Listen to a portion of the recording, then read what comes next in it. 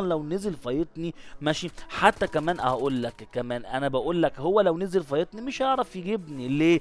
ان هو معاه اصلا شوت جن ومعرفش يجيبني بالشوت جن. يعني هو معرفش يجيبني بالشوت جن، يعني له حق اللي هو يجيبني بالعملاق. انا هنا بدمش بقى يا ابو الصحاب وبدور عليه مش عارف ايه، راح مديني حته طلقه للشوت جن فوره الدم الصراحه. بس على مين؟ على مين؟ على مين؟ فارتكى جالكوا خبوا عيالكم. المهم نزلت بقى قلت مهايل وانزل عشان اجيبه ماشي. ضربت هنا، هو غلط غلطه يا عالم، يا عالم لو ما كانش غلط الغلطه دي كان ممكن هو يجيبني. بس اقول لك على حاجه، برضو ارجع واقول لك فارتكى الاب ولا فارتكى جالكوا خبوا عيالكم.